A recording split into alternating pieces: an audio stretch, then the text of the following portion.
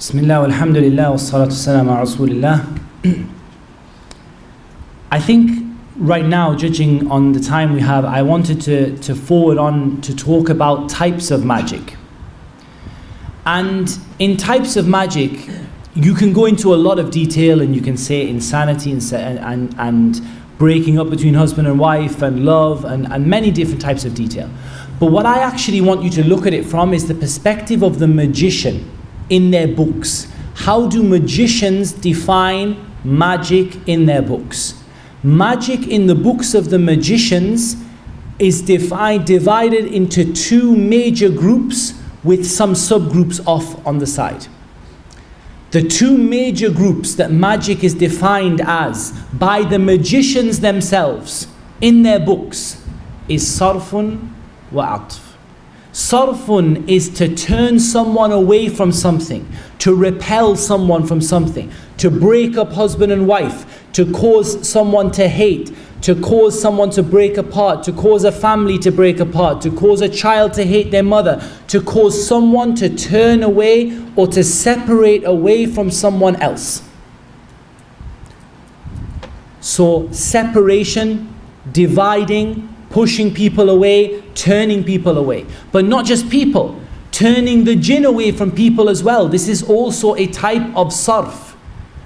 In other words, they will make a ta'weed that will turn the certain jinn away from others. You're being afflicted by the jinn and you go to a magician and you say to the magician, there's a jinn who's bothering me. He will make you an amulet that will push the jinn away by using other jinn. What's the problem with this? Because he's going to do so by committing kufr and by asking you to support him in committing kufr and by asking you to be involved in committing kufr. Go and bring me this, go and bring me this to be sacrificed. Hold the knife, hold the bird, sacrifice it to other than Allah Azza wa Jal. So you would lose your dunya and your akhirah if you had agreed to do so. But my point in this is that this separation or the magic of turning away that the magicians talk about, we are not just talking about separating between husband and wife, between children and their parents, but between also separating and pushing, repelling things, pushing things away from them, pushing the jinn away, pushing people away, pushing things away, separating. Atf is the opposite. Atf is all about bringing things together. Bringing things together. And this is the second major type of magic that is mentioned in the books of the magicians. And yes, you can subcategorize it into causing love and into bringing families together and causing, and supporting conception and all of these other things you can do. But essentially, what is atf? It's about bringing things together. And bear in mind that magic brings no good. But that the magician will encourage the jinn to bring two people together who hated each other. Or a woman has divorced her husband and he's gone to another woman. What will the magician do? He will make a charm for repelling the new wife from the first husband, and another charm, or integrate into the charm, bringing the old wife back together with the husband. So we have the magic that is to do with repelling and pushing away, and the magic that is to do with bringing things together. Bringing things together that were once apart, healing rifts that were once built, and they bring no good. They bring nothing but evil.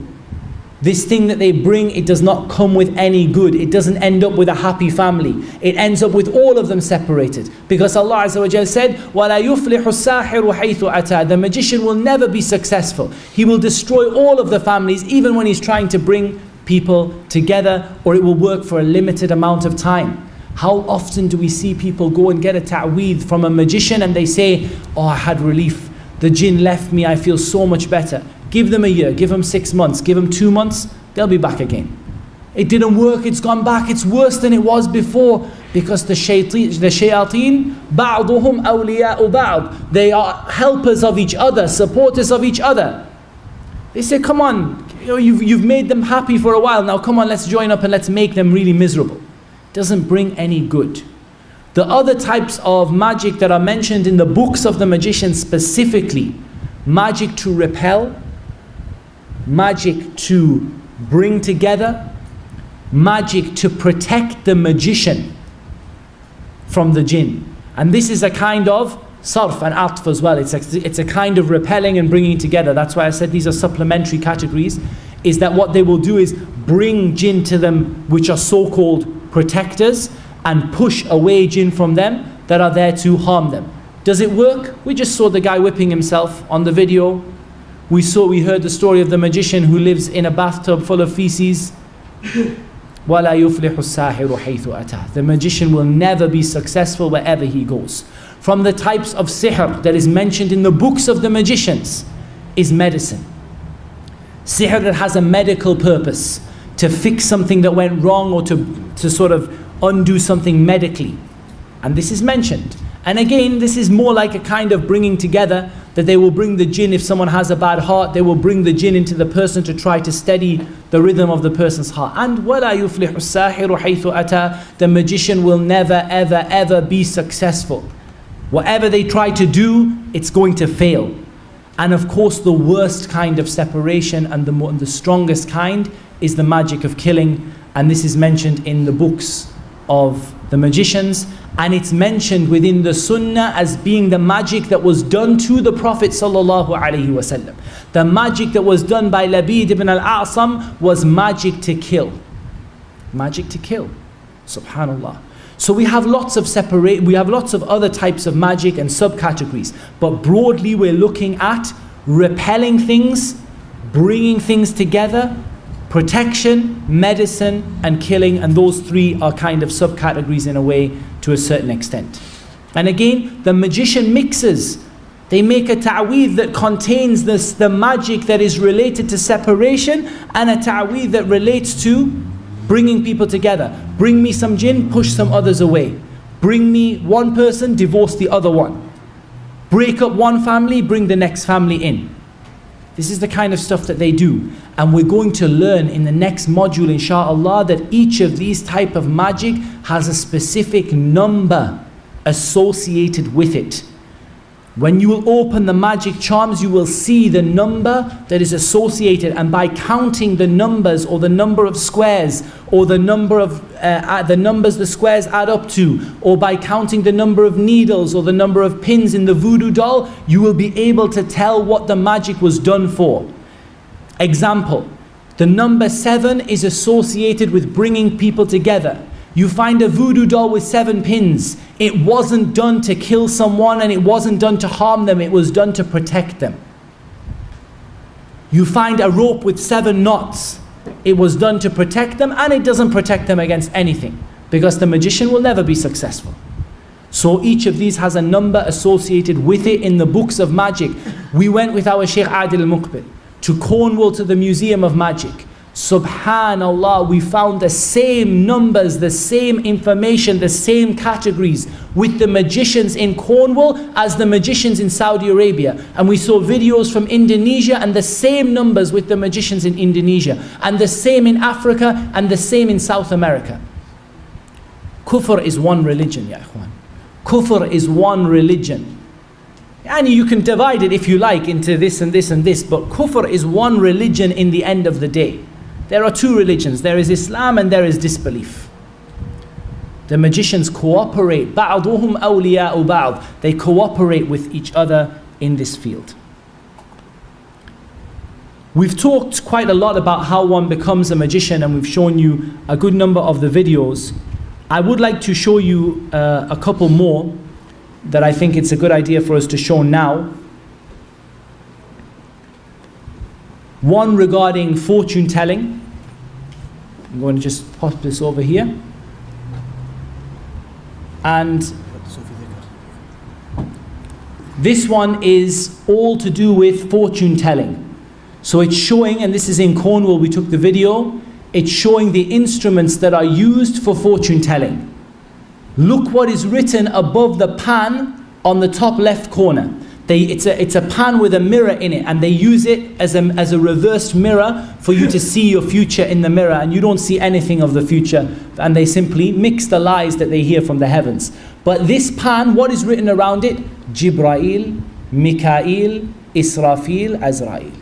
Go and open any ta'weed from the ta'weed of the Muslims, and this is in a non-Muslim museum, it's written in English.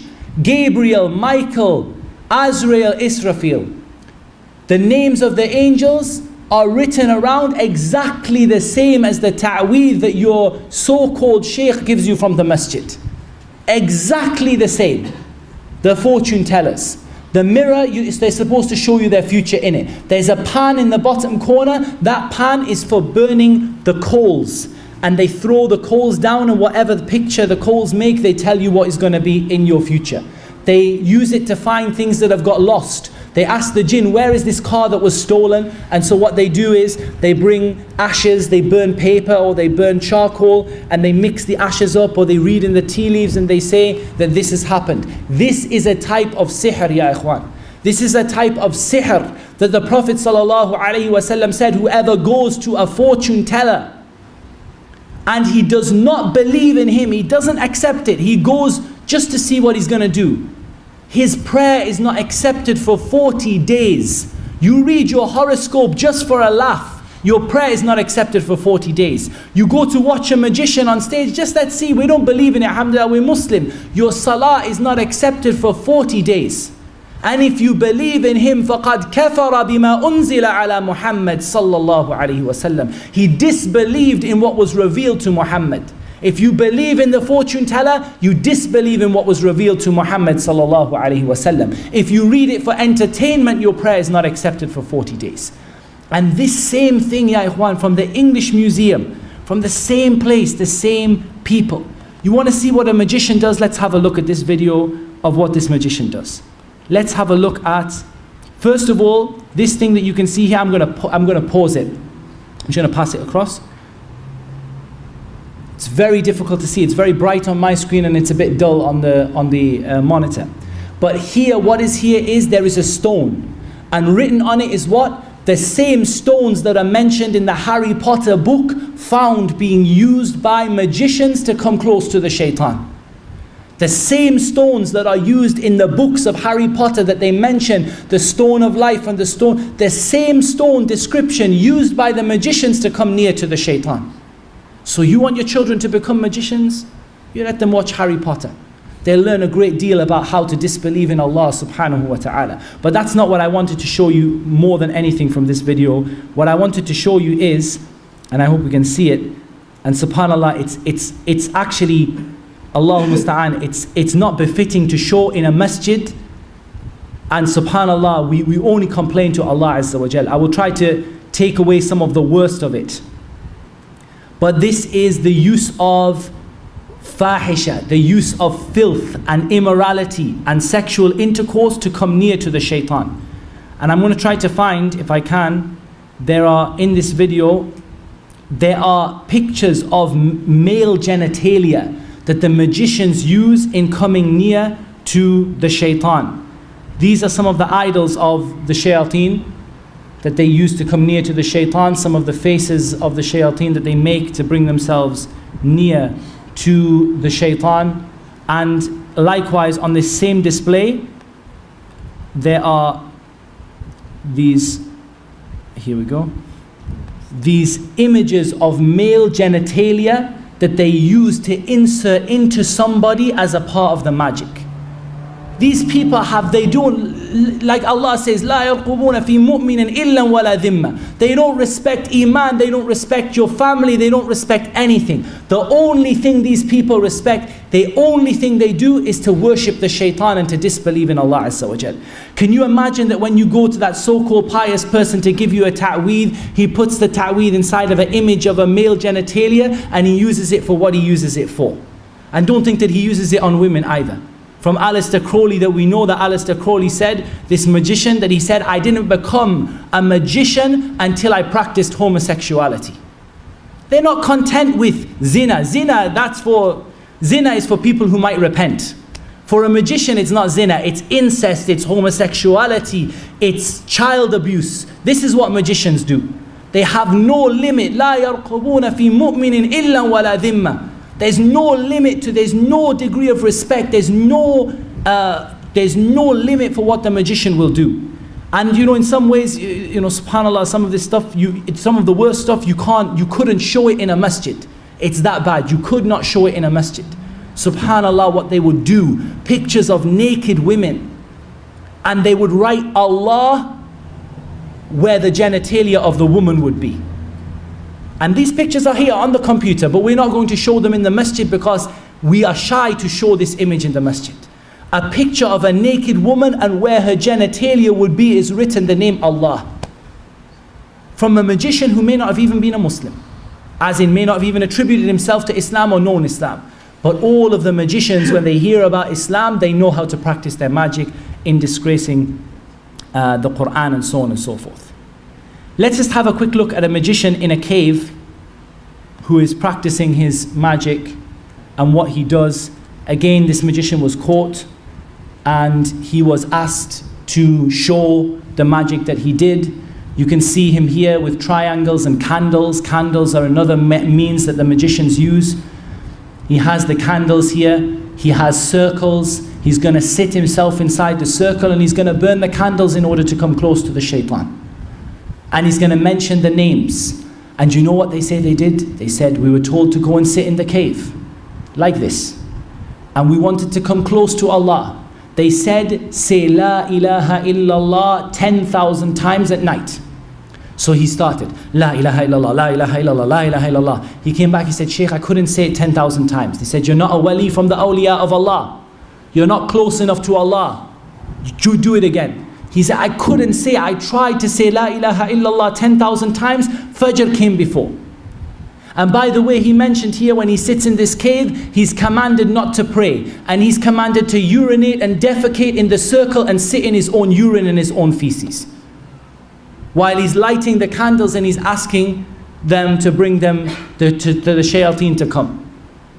Then what happens, like we said, he sat himself in this circle and he's doing what he's doing with these candles here. You can see him sitting in the middle and he's doing this filth that he's doing. Subhanallah.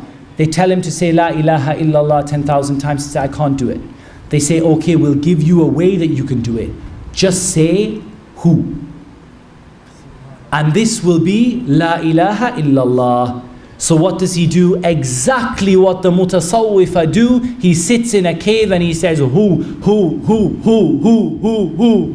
until they say, until the revelation of Allah descends upon him. But it's not the revelation of Allah, it's the shayateen. Look at him sitting with his back there uncovered, and he's sitting in worship of the shaitan. This was not a Muslim. This particular one was not a Muslim. He was not the one that was saying Allahu, but this particular one was not a Muslim. But he's doing exactly what the Sufiya do, word by word, step by step. Look, read the books of the awliya of the Sufiya. What did the awliya of the Sufis do? We went into a cave and we sat in a circle and we began to say Allahu, Allahu, who, until the shaitan came. Sihr, sihr. Magic, magic. Disgracing the name of Allah, disgracing the name of Allah. And if we want to just have the ultimate one, and wallahi, this is, I suggest if you have a weak stomach that you don't watch this, because this is some of the so-called awliya of Allah. See what they do. Have a look and see what this guy is going to do. The first thing, he's bringing a miskeen who is possessed, and the sheikh is going to cure him by the evil that they do. He's putting a sword into his face. He's just stabbed him in the face with a sword. The sheikh, the so-called pious sheikh, has stabbed this man in the face with a sword. Look at this miskeen man. And this so-called pious, look at them, they're Muslim, they're wearing their Muslim clothes. These people are people who say that they are Muslim. Look at what he's going to do to him. It's not enough. He's got a problem in his stomach. So he's going to stab him in the stomach with the sword. He says he's so pious that he can stab the jinn. And he stabs him in the stomach and in the face. And of course they use a very thin blade that doesn't obviously cause they don't have the ability to heal him. They just use such a thin blade that he misses the major organs, so it doesn't kill him. And then they're reciting over him and they're saying, if he stays like this, the jinn will be cured. Subhanallah, look at what we do. We sit and recite the Quran over a person. Look at what the mutasawwifah, this is one of the major shuyukh of the Sufis. Look at what he does. He says, now you're going to be better. You've been stabbed, now you're going to be better. But that's not the end of it, unfortunately. Lil asaf, that's not the end of it. This is the sheikh. This is the pious sheikh. He has a tube in his stomach. He's extracting feces from his stomach. He's extracting his own material, his own waste material. He's extracting his own waste material. And I want you just to hear. Watch what the man is going to do.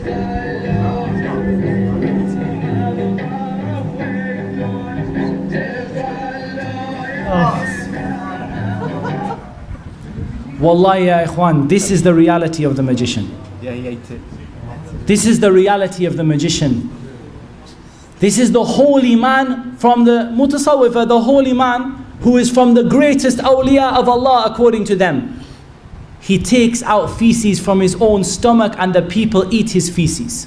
And they say that this is a wali from the awliya of Allah Azza wa Jal. And the magician does what he does and they come close to the people. Wallah, kufr is one religion, no matter whether they attribute themselves to Islam or not. And remember, it's not enough for the magician to do shirk. It's not enough. Don't make this clear in your mind. It is not enough for the magician to do shirk. The magician has to get the other people to do shirk. Why is that so-called wali such a powerful, so-called powerful sahir? Why? Because look how many followers he has. Look how many people he misguides. How many Muslims come to him for help. That's where he gets his strength from. Not from himself, but from him encouraging other people to worship other than Allah Azza wa Jal. This is about, in reality, this is not the worst of the videos that we have. But we had to set a limit to what we're willing to show here. But there are worse and worse and worse, and some of you will have seen it. Waliyadu billah. And it's absolutely unbelievable. What we're going to do now is we're not even going to take a break. We're just going to fall straight into the final series or the final part, which is regarding the amulets and the talismans and the magical symbols. And we're going to try to, if you like, educate you guys regarding what the amulets and the talismans actually mean and what each of the things in them signify, bi'idhnillahi ta'ala.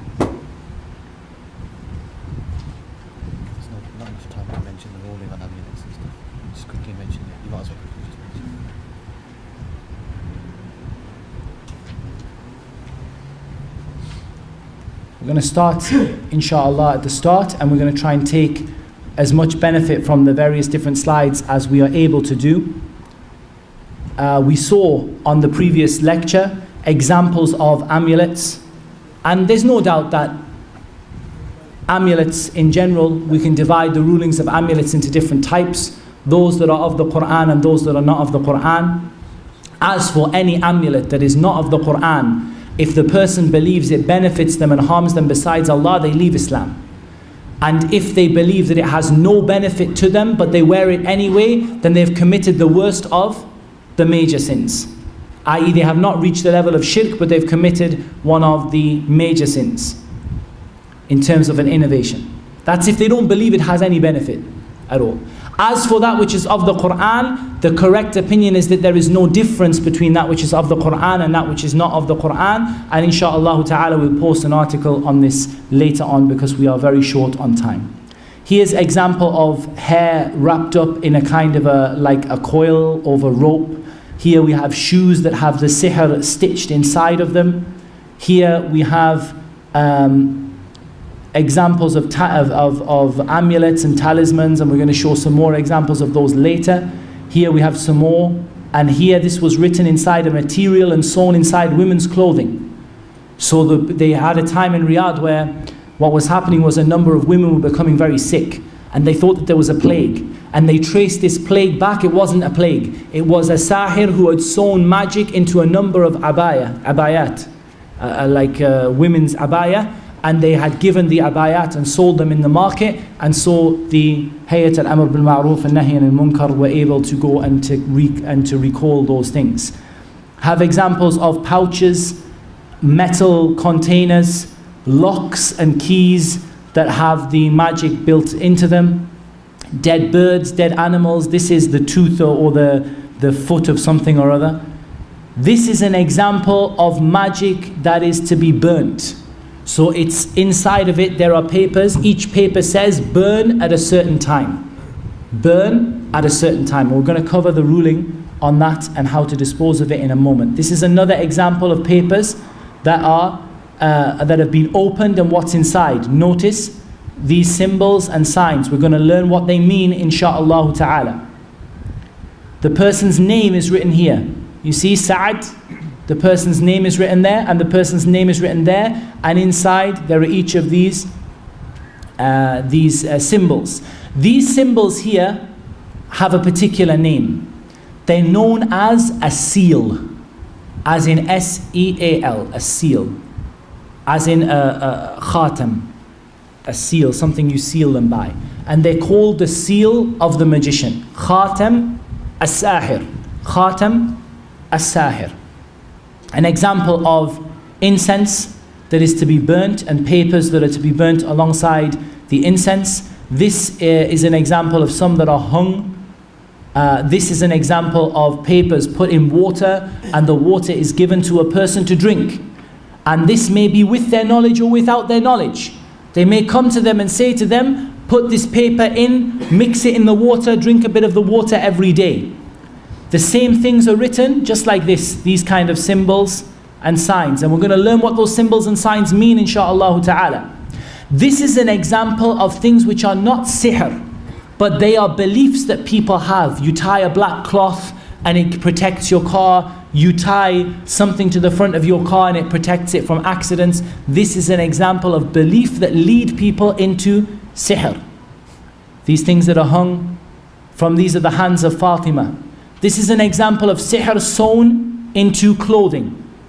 If one of the brothers could just move the projector slightly so we're catching, because at the moment we're catching a little bit of the left hand side. Just slightly, ever so slightly, so that we catch the middle of it. That's spot on. So there we have clothing that has the sihr and the amulets drawn and stitched into the clothing.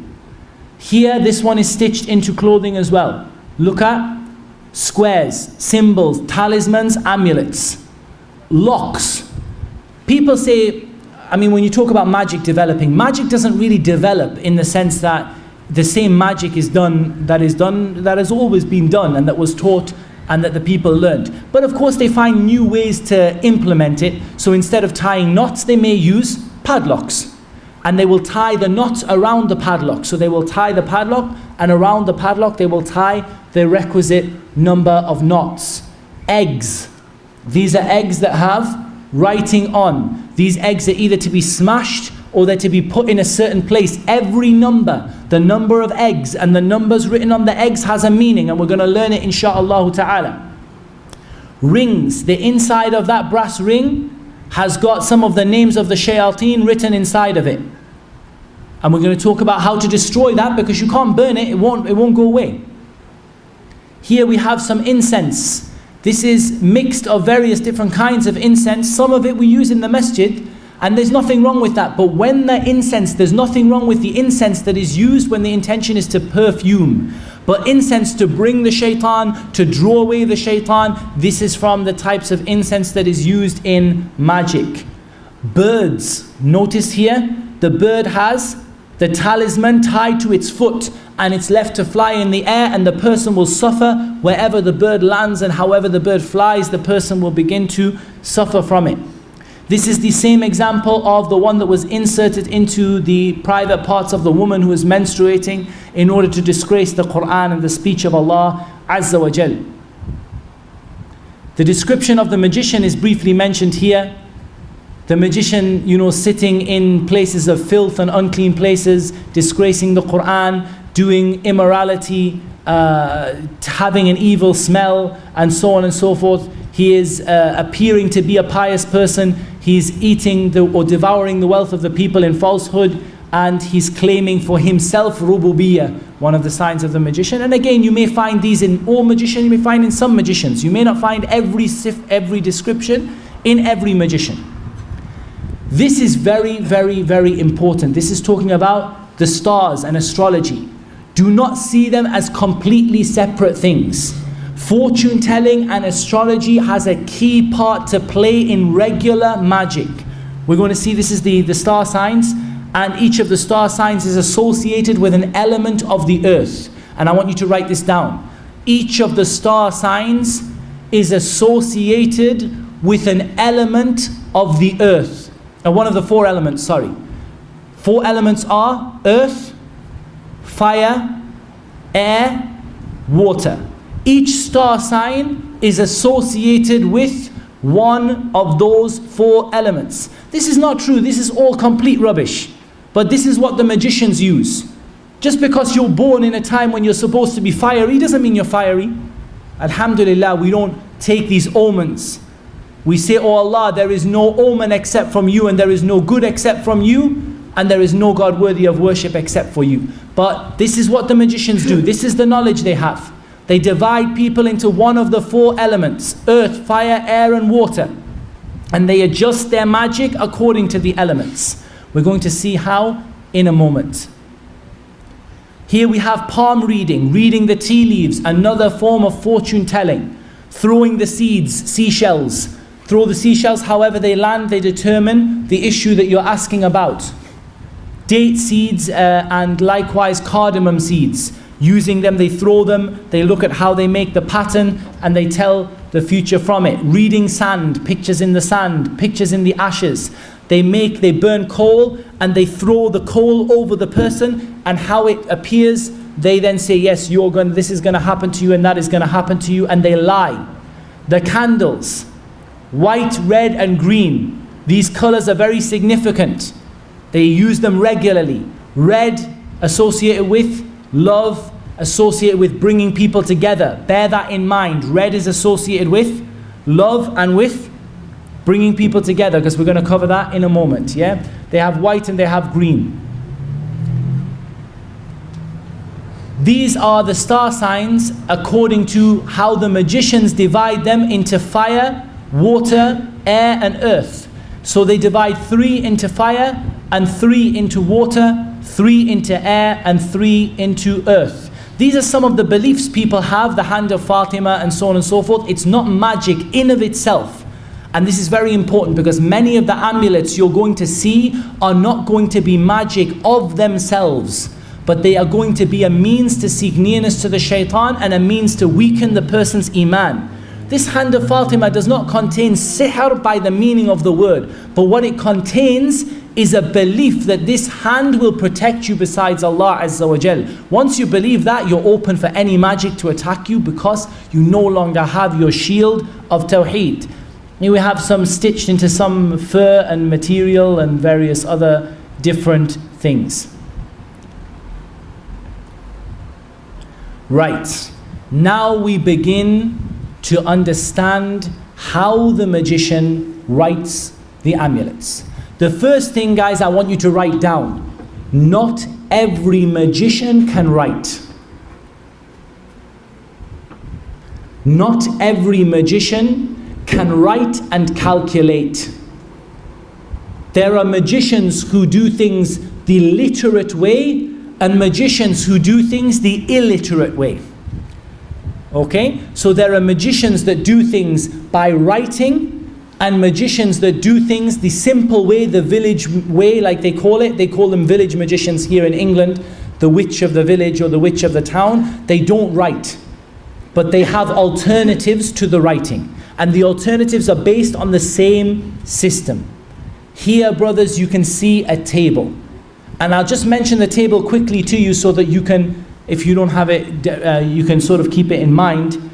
Alif is equal to 1, Ba is equal to 2, Jim 3, Dal 4, Ha 5, Waw 6, Zai 7, Ha 8, Ta 9, Ya 10, Kaf 20, Lam 30, Mim 40, Noon 50. Sin 60, Ain 70, Fa 80, Sad 90, Qaf 100, Ra 200, Sheen 300, Ta 400, Tha 500, Kha 600, Dhal 700, Dad 800, Dha 900, Ghain 1000. We'll inshallah show you a copy of this later on. Don't worry about it, inshallah. What do the magicians do with this? Why am I telling you this for the first time? I'm not telling you so that you get all amazed about what the magicians do, or so that you say, oh, at least now I have a backup career if my existing career fails. No. I'm telling you so that you can understand what these things mean. These ta'aweed, these circles with these numbers in, what they mean. This is what they mean. What is your proof, O Muhammad? Are you reading books of the magicians again? No, no, no, no, no. My proof is from Ibn Abbas radiyallahu anhuma, that Ibn Abbas said, there are a people who write abajad, alif ba jim dal, abjad hawaz, abjad hawaz, hutti kallim. There are a people who write abajad. Look at the knowledge of Ibn Abbas. Look at how he understands. A people who write abajad. They write abjad hawaz, hutti kallim. And then so on and so forth. So the first row, abjad hawaz, hutti kallimn. People who write abajad. What do they do with abajad? They look up in the stars. What did he say? ينظرون في النجوم ما أرى من فعل ذلك له عند الله من خلاق. I do not believe that this person has any reward in the sight of Allah Azza wa Jal for anything that they do. Subhanallah. What is this action Ibn Abbas is describing? Abjad, and then looking at the stars. This is the essence of what the magicians do to perform their magic. Ibn Abbas understood the essence of what the magicians do to perform their magic. What do? The first thing they do is they take your name, and what do they take along with it? Your mother's name. Your name and your mother's name. Your name and your mother's name. And between the two they write bin, ba, noon, not ibn, bin, ba, noon. Girl, boy, they don't care. Magicians don't recognize male and female in this regard. Everyone, male or female, they write bin, ba, noon. So they write your name, bin, and then your mother's name, whether you're male or female. What do? For each letter, they calculate its value. For each letter, they calculate its value. So bin, for example, I think is 52. And they add that on, they add them all together and they come up with a number. So let's just look as an example of someone who doesn't exist. Muhammad ibn Aisha. Muhammad ibn Aisha. Someone get their phone out, get their calculators out. Muhammad ibn Aisha. Muhammad, they take the meme. Where's the meme on there? 40. Put 40 down. Then they take the ha, 8. It's 48. Then they take the meme, that's 40, so we have 88. Then they take the dal, and that's 4, which gives us 92. Then they add 52 for bin. Okay? So now we have 144. Then they take Aisha, Ain, 70. Alif and Hamza, they do exactly the same. So 1 for the A, 1. Okay, so 71. And then they take the Hamza again, another 1. A, Hamza again, another 1. And then they take the Sheen, which is 300. And then they take the Ha, Ta marbuta, which is the Ha, which is 5. Anyone add those up? 521. Add that to 144. Do we say 144? What do you get? 665. So the number that is produced by the magician for Muhammad ibn Aisha, 665. What does the magician do? He continues to divide it by 12 until he gets a number between 1 and 12. He continues to divide it by 12 until he gets a number that produces a number between 1 and 12. So the first time he divides it, what does he get? You divide 665 by 12, what do you get? 55. Then he divides it again by 12. 4.6. 6 and above, not 5 and above, 6 and above, they round up. 5 and below, they round down. 6 and above, they round it up. So what do they get? 5. So here we have this miskeen person who the person is going to do sihr on them. He has the number 5. And then they go back to the chart of the elements. And they begin to count. 1, 2, 3, 4, 5. And they come up, they start, it's not clear on the picture, we'll show you in a moment where they start. And they come to 5. 5, they come up with it and they say, for example, I'll give you an example. They say, it's difficult to see on there. They say that 5 is, maybe that says earth, I can't see, it's very, very difficult to see. In any case, they say earth. What are they going to do when they come up with earth? Who knows? What are they going to do when they come up with earth? What are they going to do with the ta'weez?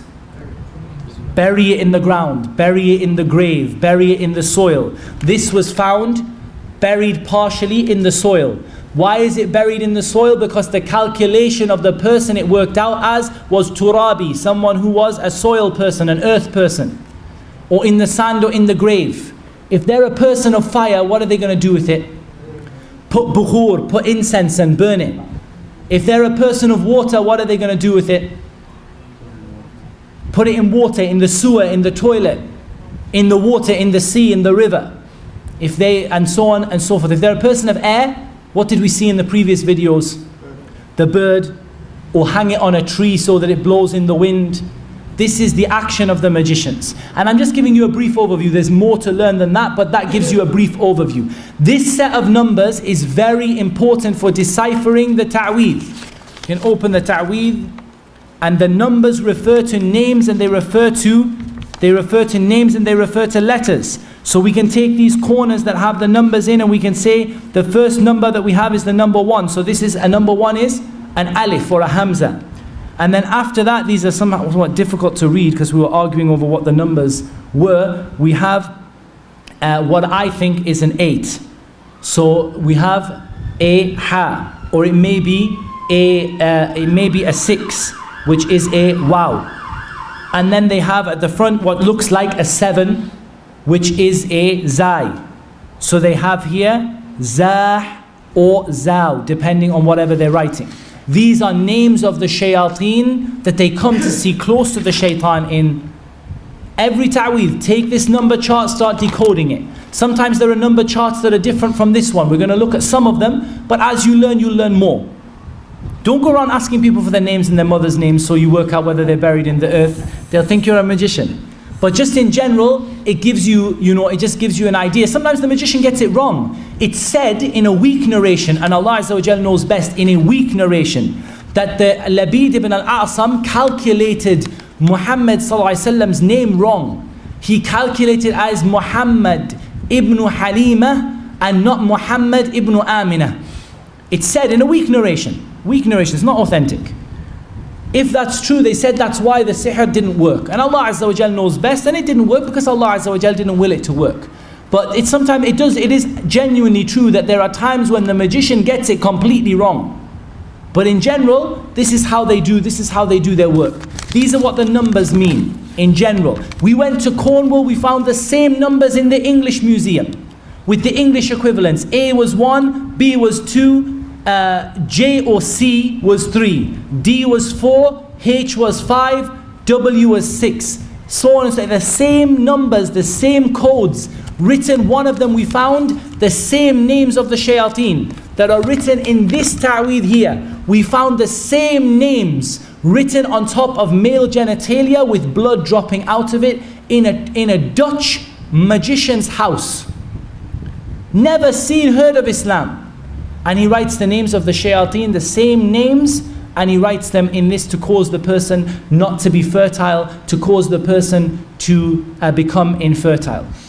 So he wrote it a male genitalia, and inside he wrote the same 9 boxes, and in each one he wrote a code, the same thing here, one of the names of, or 3 of the names of the shayateen, in order to bring them near to the shaitan.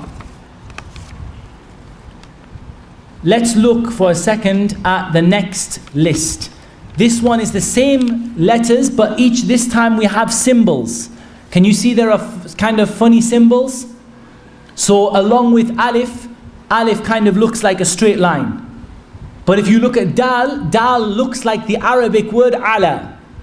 Ala. There's something that looks like a mushroom or an umbrella, which is representing ha. Why am I showing this to you guys? So that you recognize that on the ta'weez, they may not write the symbols in Arabic letters. They may write them in this code. This is called al-qalam al-rawhani. Why is it called rawhani? They believe that every ayah, from the mubtadi'ah, we said who is carrying the knowledge in Islam? The people of bid'ah. What do they say? They say that every ayah has a spirit, a guardian spirit, a rawhani. Every ayah has a guardian spirit. And when you disgrace the ayah or you call upon the ayah, they say call upon the ayah, but in reality they disgrace it. What do? They believe the guardian spirit of the ayah comes to serve them. Shayateen, jinn. But this is what they believe. We write Ayatul Kursi in a certain way with these numbers, and the guardian spirit of Ayatul Kursi, who is in reality a jinn from the shayateen, will come and he will serve me when I write Ayatul Kursi in a certain way. That's what they believe. Al-Qalam al-Ruhani, the symbols they believe in. These symbols are present in the ta'weed. We can go back to these ta'weed that we showed you before. The same symbols are there for you to see in the same way that they were before. We can go back and flick through some of the symbols, some of the ta'weed that we saw before. And the same kind of symbols are there. See the same symbols. Same symbols. Here, same symbols. Here, same symbols. Same symbols are coming again and again and again. Here, same symbols. Same symbols. Same symbols. Magic is one religion. It's not the only way that they do it, but this is by far and means all of their methods come back to this. All of their methods come back to this method. So they may develop other alternatives, but they all come back to this same method. We found in the museum, in the Cornish Museum of Magic, some alternative letterings from these. But the same numbers, the same letters, but just different ways of writing them. So sometimes they write alif with a box and ba with a triangle, but it's the same concept, the same letters, the same names of the shayateen that are coming out in the end of it. Here we have this. This is written in Al-Qalam Al-Rawhani, in the same code. This here is written in this code.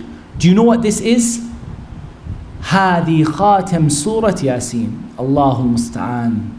They tried to write Surah Yasin. Surah Yasin. What do they say? They say, we have Allah's greatest name. I'm going to write Allah's greatest name for you. And they write these symbols and these letters. And they say, this is Allah's greatest name. It's not Allah's greatest name, it's the shaitan's name. And it's not his, none of his names are great. This is Surah Yasin. Surah Yasin. And they have written Surah Yasin so that you read it from left to right. It reads, each box is a word from one of the ayahs of Surah Yasin.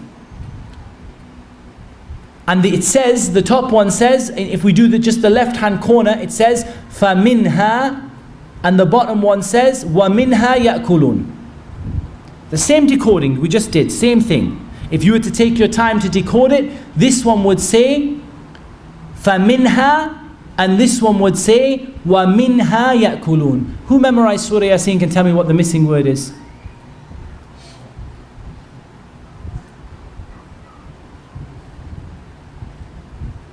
ركوبهم, huh? ركوبهم ومنها يأكلون. This word that is supposed to be here, in this box, is supposed to be the missing word between فَمِنْهَا وَمِنْهَا يَأْكُلُونَ. It's supposed to be the missing word here, but it isn't. It is a name from the names of the shaitan. And I can't remember what this one was. It was something really, really weird. وَجَدَدَتْ وَجَدَدَتْ فَمِنْهَا وَجَدَدَتْ وَمِنْهَا يَأْكُلُونَ. Why? Why would a magician write this? What is he doing? What does every magician do? Disgrace the Quran. He's disgracing the Quran by inserting words. You say, how can you disgrace the Quran by inserting words? وَإِذْ قُلْنَا دَخُلُوا هَذِهِ الْقَرْيَةِ فَكُلُوا مِنْهَا حَيْثُ شِئْتُمْ رَغَدًا وَدْخُلُوا الْبَابَ سُجَّدًا وَقُولُوا حِطَّةً نَغْفِرْ لَكُمْ خَطَايَاكُمْ وَسَنَزِيدُ الْمُحْسِنِينَ. What did Allah Azza wa Jalla say to Bani Israel when we said enter into the village and eat from it wherever you wish, and enter the door in prostration and say hitta? And some of the ulama, they say hitta means wipe out my sins. What did Bani Israel say when they went through the door? Hinta. Hinta. Instead of hitta, they said hinta. What's the difference between hitta and hinta? One letter. One letter they change in the ta'weed. One letter, and they disgrace the words of Allah Azza wa Jal. This is what they're doing here. One word. Rukubuhum, supposed to be here. Wajadadadat. One of the names of the shaitan, or disgracing the Quran. And it's written all the way along. So the ayah, this is another part of the ayah of Surah Yasin at the end, and in the middle again, wajadadadat. Disgracing the ayat of the Quran. This was given to a person and said, hang it in your house. It is Surah Yasin and it will protect you. Now we come on to the most common form of magic to repel. Sarf, magic to repel. This is called Al-Muthallath Al-Ghazali. It's alleged to have come from Al-Imam Al-Ghazali, and we believe that Al-Imam Al-Ghazali is free from this. Because whatever you say about Al-Imam Al-Ghazali, and he made a lot of tawbah towards the latter part of his life regarding the ilm al-kalam that he fell into, but Al-Imam Al-Ghazali was free from this. This is absolute kufr, from the worst form of kufr. All of the magic of sarf comes back to this. All of the magicians who teach breaking families and breaking people apart, they teach it through this. 9 squares. Write down the number 9. 9 squares. Same one you showed me on your phone. Everyone's getting the Muthallath al-Ghazali out now. So a lot of you will have seen this before. The numbers will add up normally to 9 or 15. 276, 816, 357, 951, 438. The story of this is it was said to have been found in India by Al-Imam Al-Ghazali. And they add up to 15, and sometimes they add up to 9. And the number 9 is there, and because there are 9 squares, and the number 15 is there. What do these numbers work out? If we go back to the Abjad Hawaz, Hutti Kallim, what do we work out? Number 2 is Ba. Number 9 is Ta. Number 4, Dal. So we have the first name from one of the muluk of the jinn, one of the kings of the jinn, and his name is Batad. What does the magician do who wants to do this, who can't write? He wants to call upon Batad, this shaitan. He wants him to do work for him. He wants him to send his soldiers. So he tries to write Batad, but he can't write. What does he do? He takes the knot and he says Batad, Batad, Batad. So he does the same thing, the same magic, but he does it by saying the name over the knot and blowing upon the knot. Number 7, Zai. Number 5, ha. Number 3, jim. Zahaj. Another name from the names of the shayateen. So the person who wants to break up between husband and wife, he takes his knots, he makes his knots like this. He takes his knots and he makes his knots. Let me see if I can borrow this for a moment. He takes his knots and he ties his knots and he ties it tight and he says batad, zahaj, wa. And then he ties another knot. How many knots is he going to tie? 9 or 15. 9 or 15 knots. Over each knot he's going to mention the names of those shayateen as an alternative to writing down the things that he's going to write down. This was given to me today and I had no idea about it. I heard about it last night and I didn't ask them to bring it. The brothers brought it for me. 6 of Al-Muthallath Al-Ghazali, found in dirt. Why are they found in dirt? Because the person, they calculated his name to be a person who was turabi. He was associated with dirt. And here we have the numbers, all of them or most of them adding up to 15. The same thing, the same names of the same shayateen. Look through your phones and a lot of you have got experience of magic before. You'll find the same stuff. We're going to go through some amulets in a moment. Now we come on to the number 7. And the number 7, do you remember what we said about Babylon? Who remembers about what we said about Babylon, the ancient magic of Babylon? The 7 stars of Babylon. These are the 7 stars of Babylon. And again, each of the 7 stars of Babylon has a symbol, and each of the symbols corresponds to a letter from the Arabic language. So what does the person do who wants to do the sihr, who he can't write? He says, ahtam fashad, ahtam fashad, ahtam fashad, and he blows on the knots. وَمِن شَرِّ النَّفَّثَاتِ فِي الْعُقَدِ. You will see these in your ta'weed. Go through your phones on all the ta'weed that you have. If it was done for protection, bringing people together, causing you to love someone, you'll find on it ahtam fashad, or the numbers that calculate to ahtam fashad, or the symbols that calculate to ahtam fashad. Same symbols, same system. There are 7 symbols, 7 stars of Babylon. Each one of the symbols represents one of the stars. And each one of some of the kings or the leaders of the jinn has what? A name that corresponds to one of the 7 stars of Babylon. MashaAllah. They don't stop, subhanAllah. They named themselves after the 7 stars of Babylon. So that when you want to call upon them, you can call upon all 7 or you can call upon one of them. وَيَدْعُونَ مِن دُونِ اللَّهِ مَا لَا يَنْفَعُهُمْ وَلَا يَضُرُّهُمْ. They call upon other than Allah that which doesn't benefit them and it doesn't harm them, subhanAllah. Look at what they do. So here they have these symbols and these characters here.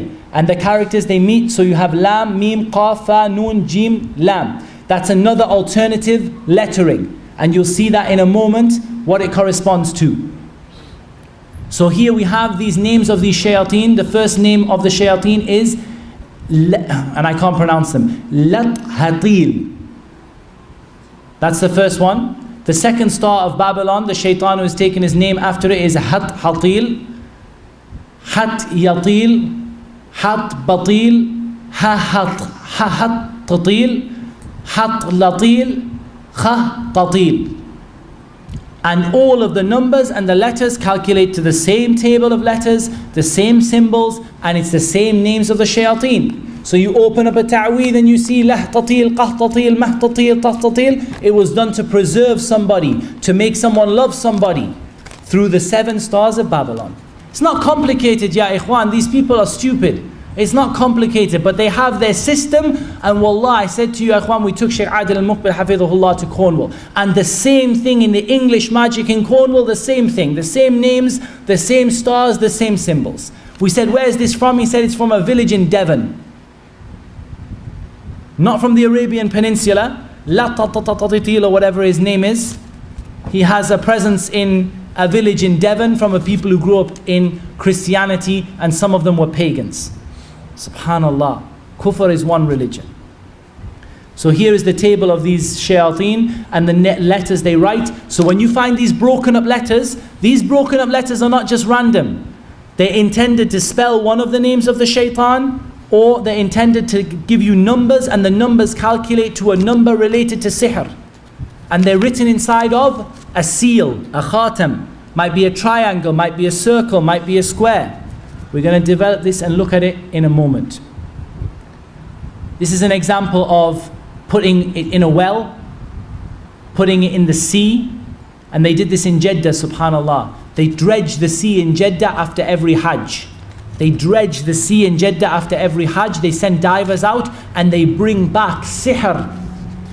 I don't know if I can even play it. They bring back, not from here, but I might play it for you in a moment. They bring back sihr, piles and piles and piles of sihr. People came to Hajj and they put sihr in the sea in Jeddah. Why? Because they want to get closer to disgracing the word of Allah Azza wa Jal. I want to do it in Makkah. I want the people of Makkah to feel, I want the shayateen to appreciate how much I hate the religion of Allah Azza wa Jal. In the air, on the foot of a bird, tied to a pole, tied to a tree. Of course, I asked the Shaykh regarding the ignorant magician, the one who can't write. Does he do earth and air and water? Perhaps the shaitan tells him where to put it, and perhaps he doesn't do it at all. Some of them will just put everything in the ground because they're not learned. But the ones who are more learned, they will try to make their sihr more effective by putting it in the place where it affects the person. And all of it is batil, all of it is lies. We're not earth and fire and water. Allah Azza wa Jal created us from what He created us from, and it is known, and Allah subhanahu wa ta'ala is the one who knows how the people are affected and afflicted. But the magicians, this is the belief that they hold. Now we have some numbers, ya ikhwan. The number of knots, or the number of pins, or the number of eggs, or the number of stars, or the number of whatever else they have, or the number of squares, or the numbers that add up, or the letters that add up to numbers in the squares. What is each one for? How is each one done? We said that 7 was related to the 7 stars of Babylon, was done to protect. 9 was done to harm, to drive people away, to break up between husband and wife. 11 was done to kill. 11 was done to kill. 3 was done for medicine. Medicinal purposes, and usually for the sahir himself, he has a bad back, so he ties 3 knots, 3 numbers, 3 letters, which works out to the name of one shaitan made up of 3 letters and 3 numbers. It's all interlinked. 5 to protect the magician from the shaitan, and it doesn't protect him from anything. And 15 we said is the same as what number? 9. 15 is the same as 9. So if you find the ta'weez, let's count. Here we have squares made up of 9. And we have all sorts of little pictures and squares made up of 9, and each of the numbers either add up to 9 or they add up to 15. So this was done to separate between a person, to break up a family, to send some jinn away. What do you do if you find a mix of numbers? 7 and 9 together. We said they can, the 7 is for a reason and the 9 is for a reason. The 7 is to bring the girl he loves to him, and the 9 is to make his wife leave him. And like this the magicians do. 3 for medicine, 5 for protection, 5 for protecting the magician himself, 7 for bringing people together, causing love, bringing people into each other, 9 to tear people apart, 11 to kill. And the 11 that was to kill, if you can see this picture, I'll try to zoom it for you if I can.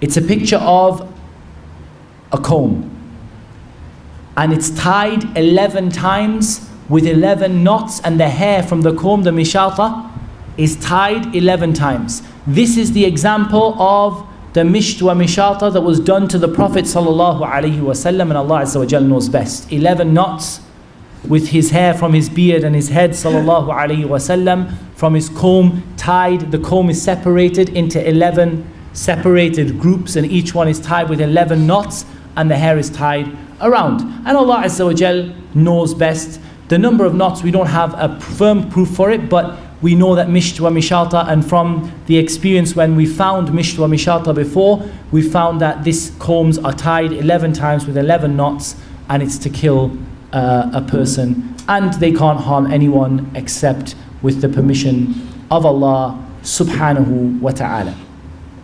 Now we come to how do you destroy each of the ta'awith. And I know this is probably going to perhaps for certain brothers cause a degree of controversy, so all I'm going to do is I'm going to say what I'm telling you now is what Shaykh Adil bin Tahir al-Muqbil told me. And the Shaykh has spent his entire life opening magic. And his entire, subhanAllah, that's his job. Day in, day out, his job is to find magicians and open magic. So what I'm going to tell you is what the Shaykh told us. That's it. Okay? Can I ask a very quick question about this topic before we move on? So this is almost like a code of conduct, is it? Where they're kind of signing this kind of contract and they're making this amulet or this ta'weez. But I mean, why do they care? Why do they have to abide by this? Why can the magic be broken by destroying a bit of paper? So, why do they have to abide by this? Yeah, I mean, like if the shayateen are intent on destroying someone, why do they even bother? Why do they have to do that? Why do they even bother? The shaitan is intended. It's a very good question. And the answer to this is that sihr is a knowledge. If it was a simple case of asking the shaitan to go and kill that person, that would be how it was done. But instead, sihr is a knowledge. It's a science. And this is what they know. This is the science that they teach the people. And you can download, unfortunately, books of magic from the internet. Same stuff, same numbers. This is what they do. And Allah Azza wa Jalla has decreed that this is how they were taught. This is how the magicians were taught. This is the knowledge that they found, whether they found it under the throne of Sulaiman, as some of the Mufassirin say, or they found it from some of the angels whom Allah sent as a test and a trial. But this is how they found it. And in reality, all of it is falsehood. In reality, none of it has any real significance in terms of us as Muslims. It doesn't have any real significance. But this is what the magicians do, and this is how they work. And this will help you to interpret what the ta'weed is for. First of all, this ta'weed here, what is it for? 7 stars. It's for? To bring people together for love. It's there to burn. Why is this stuff there to burn? The person is supposedly fiery, according to the magician, yeah? When you find this, what should you never, ever, ever do? Burn it. MashaAllah, tabarakallah. Why? Because this is the sihr that is designed to be activated by burning. Any sihr you find, we're going to talk about in a moment. If you don't know, tawakkul ala Allah, bismillah. Do what you have to do. But when it's clear that it's to be burnt, you don't burn it. What do you think you do instead? Recite some of the ayat over some water. Put the sihr from the burning and whatever into the water. If you can dry the paper out afterwards, you may be able to burn it afterwards. But the main thing is the bukhur, the incense and the powder needs to go in the water. Where are you going to throw the water away? Somewhere where people don't go. Somewhere, throw it, over in the corner of a park where nobody goes, in a rubbish ground. Throw it somewhere where nobody goes. Just in case, just as ihtiyat, in case someone is harmed by the magic that is taken into the water. Throw it away. Don't put it, in the middle of your kiddies' park where all the children play. Just as, a precaution. I'm not saying there's an evidence from the sunnah that it will harm, but I'm just saying to you as a precaution, put it where don't throw it, where someone's going to drink from it, or where it's going to go be mixed into people's drinking water and stuff like that, inshallah. Brother, can I just ask a quick question? I'm going to have to stop the questions in the middle for the simple reason that we might not get through. I'm looking at the time. I will definitely take your question, inshallah ta'ala, after, bi'idhnillah. Keep it in your mind, okay? Okay. This is brass or metal. How do you think we're going to dispose of this? Going to grind it or sand it down so that the letters are no longer visible. And if we want to put it in the water, we can put it in the water. But we need to grind down the letters. So you need to take a Dremel multi-tool or a file or a piece of sandpaper and just get sanding until the letters can no longer be read. Again, this is not my opinion. It's not Muhammad Tim, Shaykh Adil bin Tahir al-Muqbil, who is our Shaykh, our expert in removing magic. That's his job. He's the senior guy in Saudi for doing this. So this is what he says. File it down till the letters don't show anymore. When you have these pouches, you need to open the pouch. Pliers, scissors, open the pouch. Be careful not to drop the stuff that's in it. So you want to destroy it completely, insha'Allah ta'ala. How generally do we destroy then what is not to be burnt? It's not burning magic, and it's not brass magic. The Shaykh, he said, we burn it while reciting over Surah Al-Fatiha and the last two the last two surahs of the Quran, Al-Falaq and An-Nas. And he uses the evidence for this, would you not have burned it? I asked the Shaykh, and again I'm repeating you what the Shaykh said.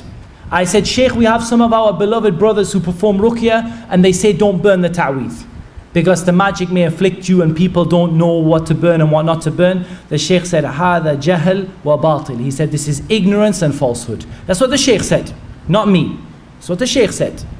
You guys do what you want. That's what the Shaykh said. I'm only repeating what the Shaykh said. He said, this is ignorance and falsehood. So he said it is to be burned, and he used the hadith in Sahih al-Bukhari and Muslim from the hadith of Aisha, would you not have burned it? And no doubt some of our mashayikh and our ulama, from our mashayikh we love fi sabilillah, they say not to burn it and they say just to put it in the ruqya water. My advice to you is to follow the opinion of Sheikh Adil, and you guys, you know, at the end of the day, I'm not meaning disrespect to anyone, okay? People advise not to burn it. Alhamdulillah, they have their evidence and they have a reason behind it. But my statement to you, Aisha radiallahu anha said, would you not have burned it? The Prophet said, Aisha, don't. He didn't say, Aisha, what do you mean burn it? You're going to harm the people. He just said, no, I didn't burn it because Allah Azza wa Jal saved me from the effects, and it was broken through the ruqya that the Prophet was done upon him, and the reading that Jibreel did and what the angels did, and so on and so forth. It's very important that you also be aware of what you are burning or what you are putting in water, whatever you're doing with it, that you be aware of it. If it has things like menstrual blood on it, you're not going to recite and blow the Quran over it. So you're reciting and blowing. Bismillah, قُلْ أَعُوذُ بِرَبِّ الْفَلَقِ مِنْ شَرِّ مَا خَلَقَ وَمِنْ شَرِّ غَاسِقٍ إِذَا وَقَبَ وَمِنْ شَرِّ النَّفَّثَاتِ فِي الْعُقَدِ وَمِنْ شَرِّ حَاسِدٍ إِذَا حَسَدَ. You can blow at the end of the surah or after every ayah. Some of the narrations suggest, and they're all weak, but they suggest the Prophet ﷺ blew after every ayah, and some of them suggest that he blew after each surah. In any case, you blow. As soon as you see menstrual blood, feces, you're not going to read the Quran over it. You're going to put it into the water and clean out the feces. If it's the Quran, rose water, something, you know, nice smelling to remove the feces from it, and then you're going to dry it out and you're going to burn it. Or for those people who dislike doing so, and we're going to, you know, give them their due respect, then we're going to say to them that this is you know, for them to do, they're going to leave it in the water. But at the end of the day, you need to remove the impurities. You don't take a sanitary towel that has menstrual blood in and say, قُلْ أَعُوذُ بِرَبِّ الْفَلَقِ. You don't disgrace the Quran like that, okay? As soon as you see that, you clean it, you separate the papers, you put it in the water. The other thing you need to put in the waters for certain are things where the ink is soluble, okay? When the ink is soluble, the ink it like disintegrates in water, put it in the water and make the ink wipe away, wash away, throw the water away and burn the paper if you wish to do so. You know, and I, like I said, I have mentioned that, you know, that we have some of our beloved brothers who do ruqya, who don't burn, and they don't advise to burn. My advice and my strong feeling and my practice and what I've always done and advised the brothers to do is to burn everything on the condition that it is not there to be burnt, as in it contains bukhur or it contains incense, or on the condition that it's not soluble ink. The soluble ink you're going to put in the water first. And then the water as well. Falaq and Nas. If you want to read Al-Fatiha, Ayatul Kursi, it's okay. But ideally, Falaq, Nas. Falaq, Nas. This is what was sent to the Prophet ﷺ to break the magic that was done to him, alayhi salatu wassalam. So this is a brief introduction, really. And we've seen a number of different things. What I want to do now is to show you some of the ta'weed that Brother Abu Ibrahim has collected.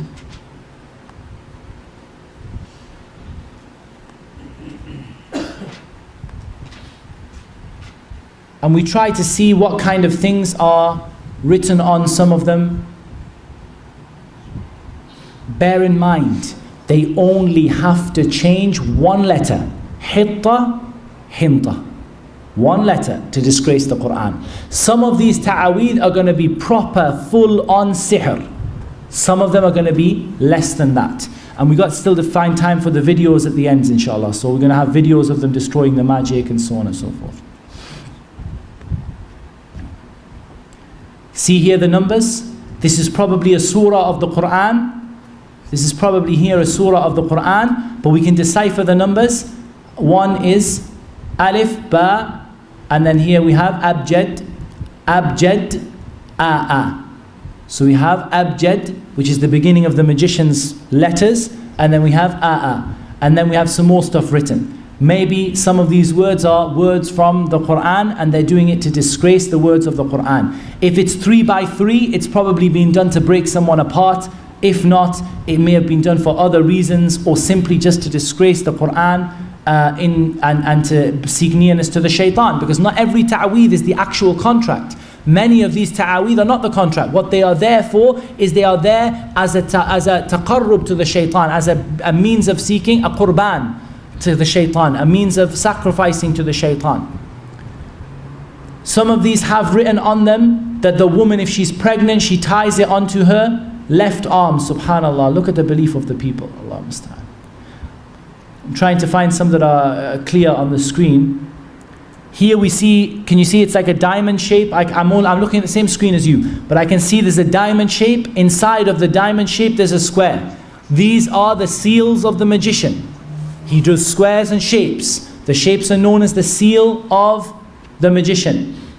Okay? We have... That one previous had Ya Jibreel, Ya Israfil. This one had on the corner? One down. I'll let you, we share the mic, inshallah. The one further down. This one in the this one had the Quran recited in the middle, written in the middle, and in the corners it had Ya Jibreel, Ya Israfil, Ya Mikael, Ya Israel. So the same 8 names as the magic. And the same names as we found where? In the English Museum of Magic in Cornwall. Subhanallah, the same thing. Do you see the letters there? Arabic letters written around the words, disgracing the ayat of Allah Azza wa Jal.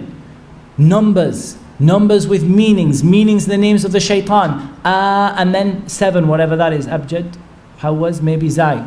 Here, and you have all of these names. They can be ayat, they can be names of the shayateen. You can decode them yourself, you can calculate them. Maybe the magician used a different system. You can find the system, you can work it out if you need to do so. Why would you need to do so? In general, you just want to get rid of it. But for times you want to do so. Why? To prove to the miskeen who comes to you and says, this is Ismullah al-A'zam. This piece of paper is Allah's greatest name. The brother Abu Ibrahim, he mentioned the story of the Queen of Sheba.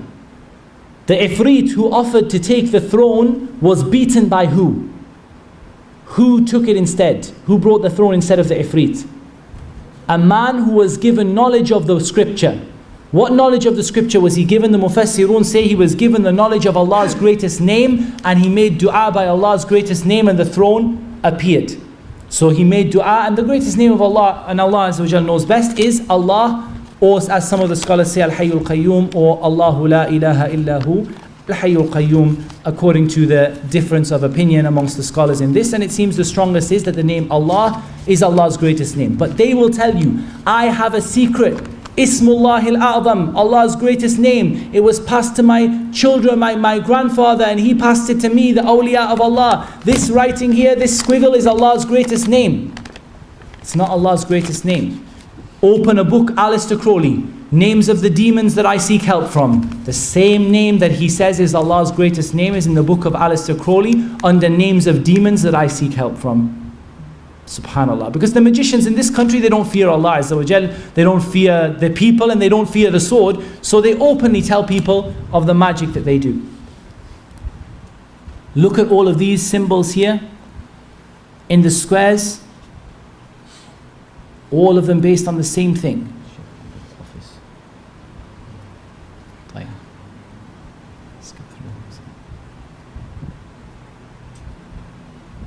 It's very dark, otherwise you could see there's a lot of these. all of these letters, they are not done without meaning. They have numbers. Work the letter backwards to the number. So here, take the letter and calculate the letter backwards to the number. Add the numbers up. They probably add to a number that refers to what the magic is being done for, or they refers to the name of the shayateen, or they are breaking up the ayat of Allah letter by letter. So Qul huwallahu ahad, they write qaf, and then they write lam, ha, waw, hamza, ha, dal. They intend something different. They say, look, Qul huwallahu ahad. What they mean, the qaf is a name of a shaitan that begins with qaf. And the lam is the name of a shaitan that begins with lam. And they write their names in it. But they say, look, Qul huwallahu ahad. This is why we don't have these ta'aweez, ya ikhwan. Look at the state of what these people do, subhanAllah. And there are loads and loads of them. Here, look at the stars. What was this one done for? Tell me straight away, look at this and tell me what it was done for. There is bringing people together in there because the stars are there, potentially. I'll tell you the story behind this. This amulet was, it's actually much longer. It was about actually 6 foot long when it was all folded up, but we took what we could. It was actually 6 foot long when we unfolded it. But this brother is a practicing brother, but his parents had gone to a magician, and this was to protect the house from shayateen, and it was also to bring the family members together. And when we destroyed this, after we destroyed this, the brother narrated to me that they would wake up in the morning and there would be blood smeared all over their doors and of the walls of the house as well. So this was more than likely the shayateen who was sent with this contract, or the shayateen that this was supposed to be protecting from, and who had been enforcing this. Once we had destroyed the amulet, then the shayateen were probably coming back to try and attack the brother and his family, and there was blood all over the walls, etc. Okay, we continue. Circles. How many can you see inside the circle? 9, box of 9. Inside the circle there's a box of 9 squares. It was done to break a family apart, or to seal the breaking inside of a circle. So to break a certain part of the family apart, but not another part of the family. And we keep going and going and going. We have a wide collection. What I want to do in a moment is to go just to the videos to finish off, because the videos have some stuff in that you may come across. Are there any particular ones you want to cover? No. Okay. We'll go to the videos. There was one that last second which just says, please. Where's that? Where is that one? If I put it on my computer, we'll put it. They're so clear, subhanAllah, on the computer. But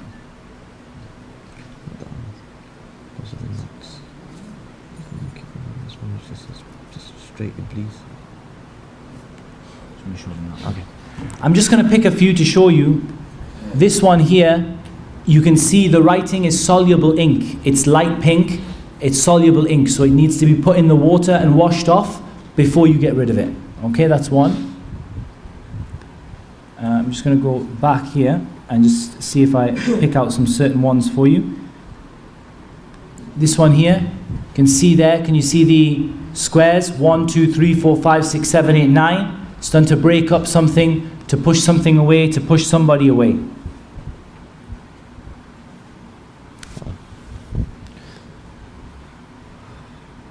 Have a look at this one, ya ikhwan. It's very, very difficult to see, but it's full of these words. What does that say? Iblis. Iblis, Iblis, Iblis, Iblis, Iblis, Iblis, Iblis. That poor miskeen person was probably told that that thing around their neck was Surah Al-Fatiha and Ayatul Kursi. I have Ayatul Kursi around my neck. It's my belief, it's Ayatul Kursi. Iblis, Iblis, Iblis, Iblis, Iblis. Subhanallah. This also looks like a noose. It looks like a noose, but they draw things. I think they've written it's as though they've written a khatam, a type of a seal, which is an open-ended circle, or a ha. And inside of it, they've written the word Iblis, and part of it is open. So Allah knows best what they intend by it. Let's go quickly, just to finish off in the next 5 minutes, very, very, very quickly before we begin the salah, regarding some of the videos of destroying the magic and the magic that was done. I'll try and show you the most important first, because I presume that we're going to run out of time. Okay. They're opening a box.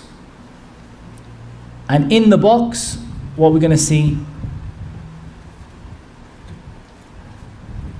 yeah, not a lot, because you can see it very clear on the computer.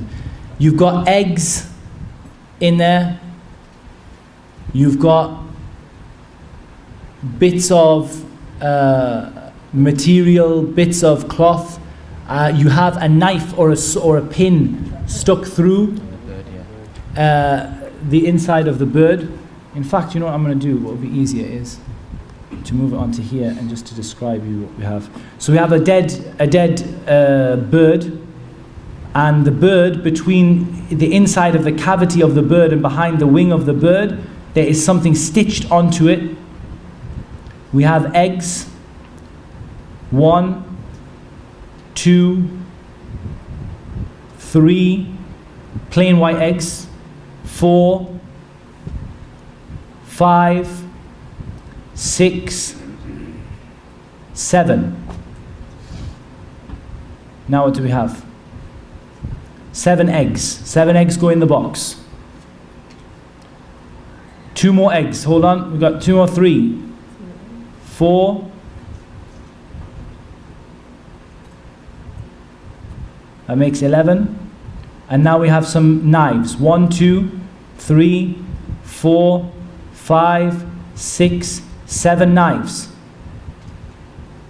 8 knives, 9 knives, 10 knives, 11 knives. 11 eggs, 11 knives. Someone's trying to kill somebody. Razor blades, pins, needles, not razor blades. 1, 2 razor blades, 3 razor blades, 4 razor blades, 5 razor blades, 6 razor blades, 7 razor blades, 8, still going, 9, 10. We have a bag full of stuff that looks like lentils or some kind of something like that it's buried in, and they're still picking out razor blades to make up 11, and pins. Now they've got 11 pins. So how all the numbers match up together, okay?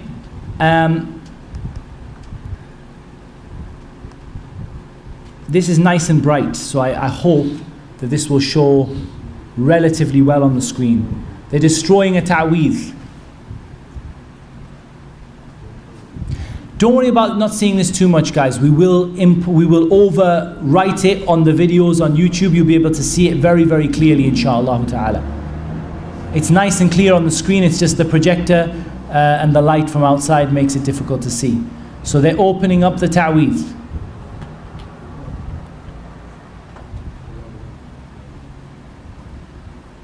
And all the time they're opening it up, what are they doing? قُلْ أَعُوذُ بِرَبِّ الْفَلَقِ قُلْ أَعُوذُ بِرَبِّ النَّاسِ, blowing on it, yeah? All the time. They're opening this pouch up. Many times, they said they couldn't open it up. Many times I've not been able to burn a paper. It will not burn. I doused it in petrol, set it alight, it wouldn't burn. Till you read Al-Falaq and An-Nas over it, and then it burns. These are little, I think, pieces of paper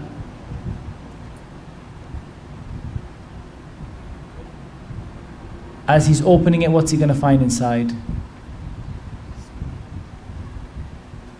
Start to see the khatam, the seal of the magician in there.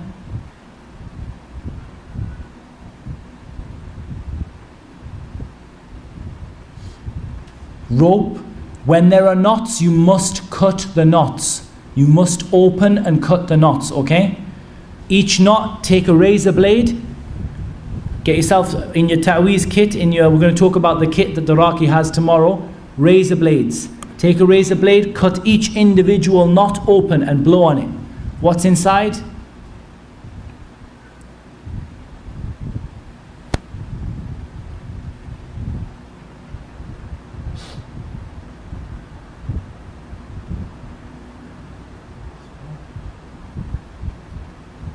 And see all of the writing on there, and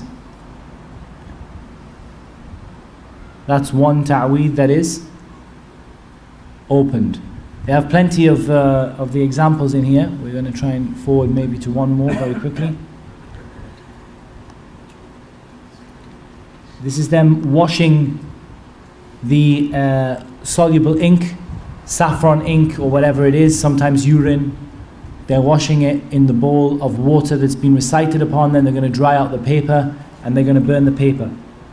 In general, guys, we have a lot still to cover, but it's now time for Salatul Asr, insha'Allah ta'ala.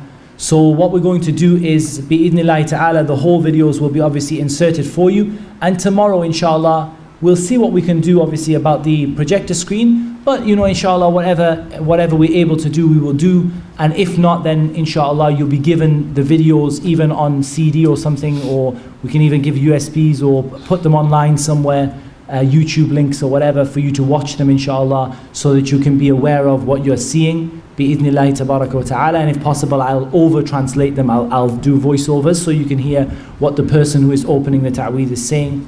Tomorrow we have to talk one more theory topic about the evil eye, and then we're going to go on to introduction to Ruqya, the Raqi and the family, the Ruqya session, and we are trying to organize a live Ruqya session bi'idhnillahi ta'ala for you guys with someone who does have an affliction or a problem, so that inshallah ta'ala you guys can get some real practical experience. And now that we've removed the fear of the shaitan with the permission of Allah Azza wa Jal from everyone, and nobody's scared of the jinn anymore, inshallah, there'll be no concern over you attending a Ruqya session where some of the jinn will be also in attendance.